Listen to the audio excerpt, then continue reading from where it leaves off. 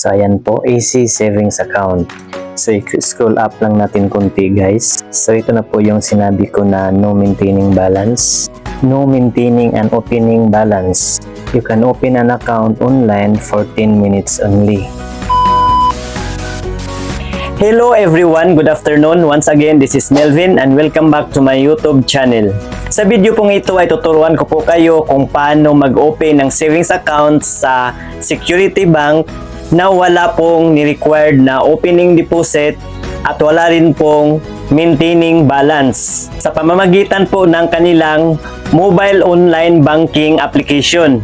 Ito po ang bagong update ng Security Bank ngayong 2024 at sa bago po nilang mobile online application. Dati po kasi ay meron pong opening deposit sa halagang 5,000 pesos. So hindi po tayo makapag-open ng savings noon kapag wala po tayong madideposit na 5,000 pesos. At meron din daw pong maintaining balance sa halagang 10,000 pesos. At pagtungtong ng January 1, 2024 guys ay wala na po yan. Wala na pong opening deposit at maintaining balance. Medyo magkapareho lang po ang features at services guys sa Security Bank. Ikumpara po natin sa ibang online banking application na na-experience ko na. Like sending and receiving funds from or to other bank accounts and e-wallets, pay bills, at marami pa pong iba. At ito na naman ang nagugustuhan ko dito sa Security Bank guys. Makaka-withdraw po tayo sa kanilang mga ATM machines kahit hindi po natin dala ang ating ATM card. Or ito po yung tinatawag sa ibang bangko na cardless withdrawal transaction. At isa pa po, ang Security Bank ay isa sa mga bangko na pwedeng gamitin sa SSS disbursement like SSS loans and SSS pensions. Kaya sundan nyo lang po at tapusin ang bidyong ito guys ha, para makita po nating lahat kung ano po yung mga information na kailangan nating fill upan sa form. At para malaman din po natin lahat kung ano po yung mga tinatanggap nilang mga valid IDs. Disclaimer lang po, ang videong ito ay hindi po sponsored ng Security Bank guys ha. At hindi rin po ako expert sa mga mobile online banking app. Nagbabahagi lang po ako sa aking matagumpay na pag-apply o pag-open ng savings account dito po sa Security Bank. Kaya kung may mga technical o system error na po sa inyong application or sa inyong transaction, ay direkta na lang po kayong makikipag-ugnay sa mga customer service representatives ng Security Bank. So, let's go! Bago ko po sisimulan, sa mga di pa nakasubscribe sa akin at sa mga bagong pasok pa lang po sa aking YouTube channel, pakiclick mo na yung subscribe button na nasa baba at pakihit na yung bell para updated po kayo sa tuwing may i-upload akong bagong tutorial video sa aking channel. Maraming salamat po!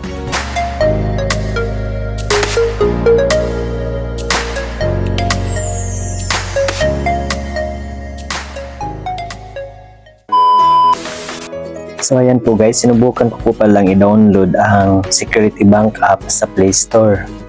At nang na-install ko na po siya at sinubukan kong i-open, ay hindi pa pala tayo makapag-sign up hanggat wala pa tayong bank account. At hindi pala tayo makapag-fill up ng form sa kanilang app. So ang gagawin po natin ay punta po tayo sa Google. At ito po ang i-search natin guys. Easy Savings Account Security Bank. Marami po kasing accounts na pagpipilian sa Security Bank guys.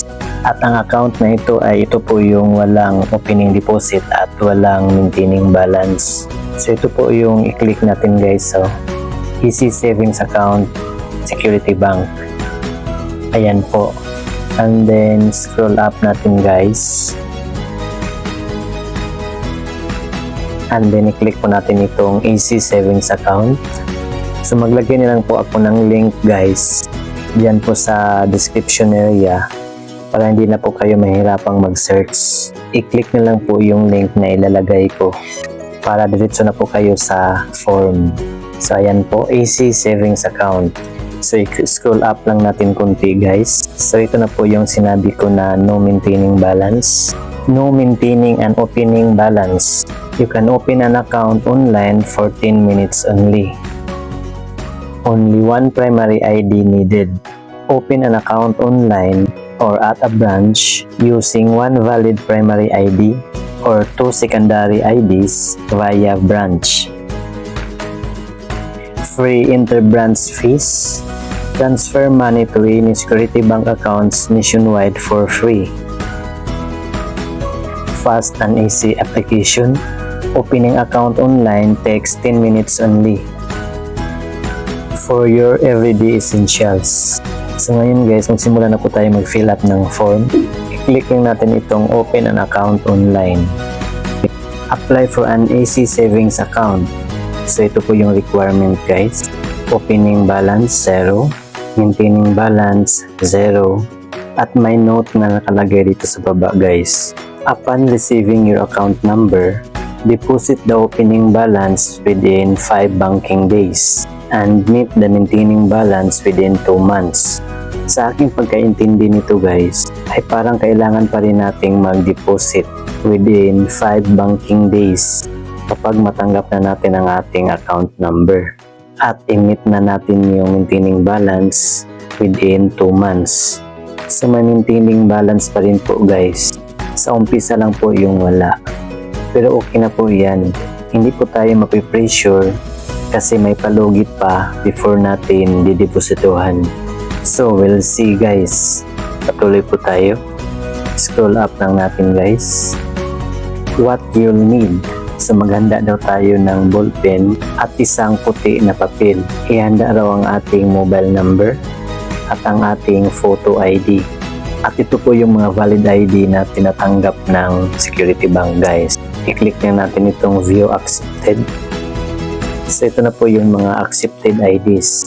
Philippine passport, driver's license, Philippine ID or PhilSys ID, Philippine ID or PhilSys ID paper version. Ito po yung temporary ID guys. Yung papel pa lang po. So pwede pala yung national ID natin na papel pa.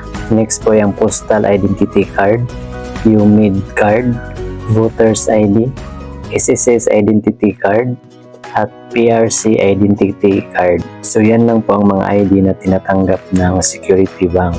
Kailangan po ay meron po tayo isa sa mga yan. Next po ay maghanda daw po tayo ng device with a camera. Ihanda din daw ang ating tax identification number or TIN number. And then ang ating required balance. Ito po ay para sa mga fees and charges. So wala po akong idea nito guys. Next, how long will it take? So 10 minutes lang daw ang application dito guys. At hintayin daw po natin ng 48 hours para sa decision ng Security Bank. Next po ay what do I need to do? So ito na po ang dapat natin gawin guys. Mag-provide po tayo ng ating contact details. Tell us about yourself. Tell us about your employment. And verify your identity. So ito na po yung pag-fill up natin ng form guys. Next po ay ang eligibility sa mga mag-apply o mag-open ng savings account. Kailangan daw po ay 18 years old and above at kasalukuyang residente sa Pilipinas. So ngayon guys, click na natin itong continue. Terms and conditions. You need to read through the statement below to continue. So kayo na pong balang magbasa guys. And then dito sa pinakababa, i-click natin itong may maliit na box to prove na binasa natin at sumangayon po tayo sa terms and conditions ng Security Bank. And then click natin itong continue. Your application. We need few details from you. So may pagpipilian po tayo guys. Itong una, kung may account na po ba tayo sa Security Bank. At itong pangalawa ay wala pa. So dahil bago pa lang po ako dito sa Security Bank, ay itong pangalawa ang pipiliin ko. And then click natin itong continue. Your contact details. We'll use these details to send updates about your application. So ilagay na po natin dito ang ating active email address at pagkatapos niya ng ating active mobile number. And then yes lang ang nilagay ko dito guys. And then i-click po natin itong continue. And then dito po natin i-enter yung one-time password or OTP na sinend ng Security Bank sa mobile number na ating inirehistro. At ayan po, OTP validation successful. Next, verify your identity. At dito na natin picturean ng ating valid ID. At dito na rin tayo magsi-selfie. I-click na natin itong continue. Capture your photo ID. So piliin na po natin yung valid ID na meron tayo. Halimbawa sa akin, itong driver's license, i-click ko lang ito. At may mga reminders po dito sa baba. So kailangan daw ang ating ID ay hindi po expired, kailangan po ay updated. Huwag takpan ng kahit saang party ng ID at kailangan nasa loob po siya ng frame. At kapag passport daw ang gagamitin, kailangan daw makita yung information at signature sa frame. At itong sa last, huwag daw po tayong gumamit ng flash. So ngayon, i-click na natin itong continue guys. Kusa po itong nagka-capture guys ha. Tulad nito guys, so ayan. We are checking your ID. Please don't close the window while we do this. So wag daw nating i-close itong window guys while nag-checking po sila. At kung sa tingin natin hindi maganda yung pagkakuha at hindi clear, pwede nating i-retake photo. Kapag okay na po, i-click natin itong continue. So ngayon, ang likod na naman ng ating valid ID ang ating pipicturan. I-click lang natin itong continue.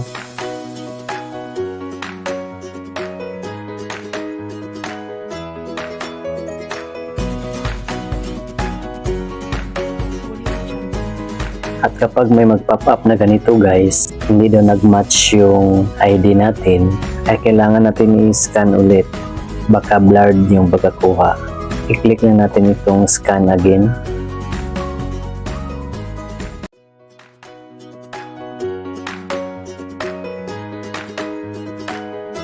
Kusa pa rin itong magka-capture guys ha. And then click lang nitong continue kapag okay na. ID check successful. I-click natin itong continue guys para sa ating selfie. Sa pagsiselfie natin guys, kailangan ay tama po yung mga sinusuot natin. Tanggalin ang eyeglasses at kung ano-anong accessories sa mukha. Tingin po tayo sa camera at kailangan nasa loob po tayo ng frame.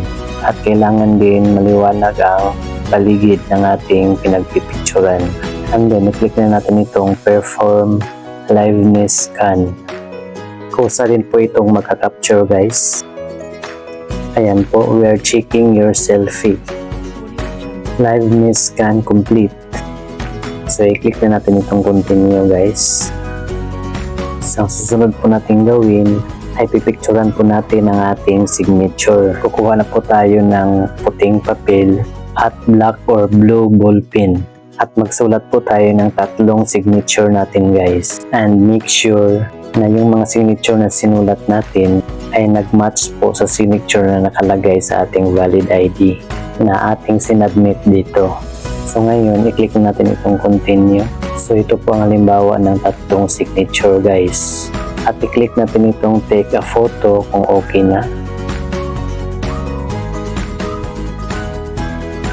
Kung hindi pa okay yung pagkakuha, i-retake photo lang natin. Pero kapag okay na, i-click na natin itong continue. About you. We need a few details from you. So dito na po tayo mag-fill up ng ating personal information guys. Simula sa ating first name. Sunod ang ating middle name. Next po ay ang ating last name. Next po ay ang ating suffix. Kung tayo ay junior ba, senior, or the second, the third. Next po ay ang ating date of birth. Next po ay ang ating place of birth. Kung anong lugar po tayo ipinanganak. Next po ay ang ating gender. Next ang ating marital status. Next po ay ang pangalan ng ating mother. Next po ay ang middle name ng ating mother. Sa dalaga pa po siya guys ha. Next po ay ang apelyido ng ating mother. Sunod po ay ang ID number ng valid ID na sinubmit natin. And then pagkatapos niyan, i-click natin itong continue. So dito na po tayo sa ating address information. So optional lang po itong unit, house at block number guys ha. Pwede natin yan lagyan, pwede ring hindi. Next po ay ilagay po natin dyan yung ating barangay, street name or village. Next po ang ating zip code, ating region, province, and city or municipality. Pagkatapos niyan, i-click natin itong continue. So dito na po tayo sa ating work information. So una po tayo dito sa ating employment status. Dahil employed ako, so yan po ang i-click ko. Next po kung ano po ang trabaho natin, ang ating occupation. So others ang nilagay ko dahil wala po dyan sa pagpipilian. Next po kung ano pong industry. So kayo na pong bahalang pumili dyan sa inyo kung ano pong industry ang pinagtatrabahoan nyo. Next po yung ating company name, pangalan ng ating pinagtatrabahoan. Next po, purpose of account opening. So may pagpipilian po tayo dito guys kung ano pong purpose natin sa pag-open ng account. So halimbawa sa akin ay itong savings. Next po yung ating source of funds. Saan po galing ang mga kinikita natin? So yung salary ang pinili ko. Next po, ano po ang ating annual gross income? Yung kabuuan nating kita sa isang taon. So sa akin, ang pinili ko ay itong below 305,000 pesos. Next po yung ating tax identification number or TIN. At kapag natapos yung fill upan lahat, i-click natin itong continue. Preferred branch of account. So mamimili na po tayo ng branch guys. Kung saan natin gustong ipagpatuloy ang ating application. So i-search lang natin yung city or municipality. Halimbawa sa akin, Davao City. At automatic na po yung nakalagay ang mga branches dito sa baba. Ayan po. Halimbawa sa akin ay itong Davao Rizal branch.